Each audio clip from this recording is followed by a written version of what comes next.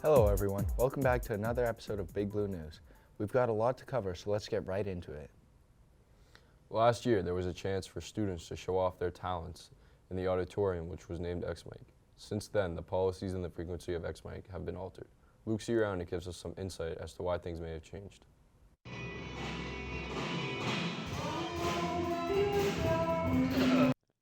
Starting last school year, X-Mic was brought to Swampshot High School to showcase students' talents and also entertain students on Fridays. Carter Balliro, part of the planning team, is excited for X-Mic to start. Pointed that it's not once a week like it used to be, but I think we can definitely make it work. I know we've been talking to Mr. Norkin and Ms. Finn about possibly changing it, but for now, we're ready to do whatever and just entertain all you. Mr. Norkin, the assistant principal, is also excited for X-Mic to start, but has introduced some restrictions for X-Mic. Because teachers were saying, like, hey, you're failing, I need you to come here, I come there, and they would just blow off the enriching students software and go straight to X-Mic. And I don't feel like as a student body, they really kind of respected the process of, I need to take care of my grades first and respect the fact that a teacher signed me up.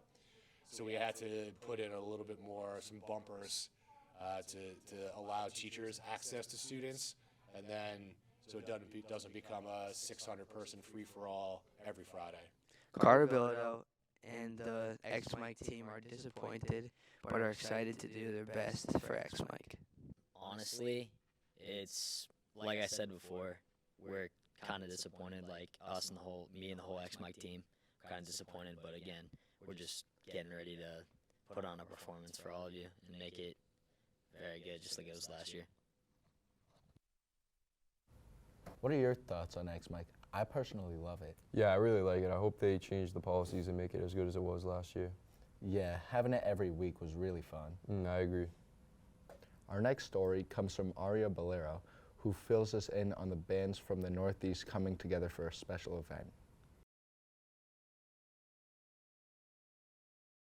Every year, band students from across the Northeast are invited to attend Umass Band Day.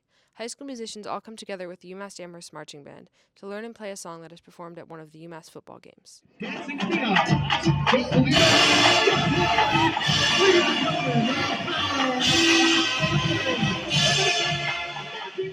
Mr. Ovi believes that there are many benefits for students who participate. Definitely some friendships. They can expand on their musical abilities by playing with such a large band. There's usually roughly 3,000 to 4,000 people, students from all of New England.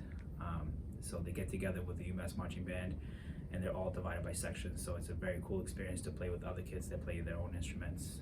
This year will be the 38th annual UMass Band Day, and it has become a tradition for many students and families.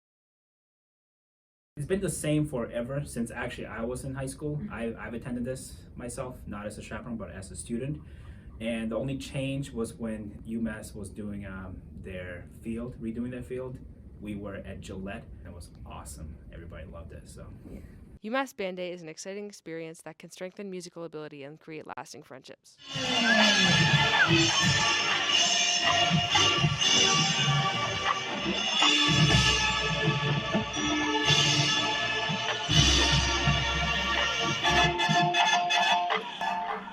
I really like how they all the bands together and were able to play together. Yeah, no, I personally love bands. Like, being a part of the football team, I'm sure you are, like, agree with this, but you just know, like, the energy completely changes when they're around. Yeah, I agree completely. Our last story of the day comes from Nakeylen, who tells us about the change in the school policies and what the next step is. Swampscott started off the school year with a new set of strict policies. Open campus policy is the one that changed a lot, and a lot of students are very upset over it. I think it shouldn't get stricter every year because we should be able to go out and do whatever we want, go get food.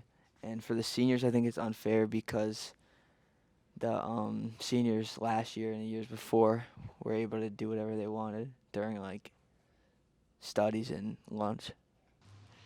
The administration felt like they were getting taken control of, so they felt the need to make the rules a lot more strict. There's a significant amount of students that would just leave campus and not come back. leave campus, there was a lot of vandalism across the street, thefts.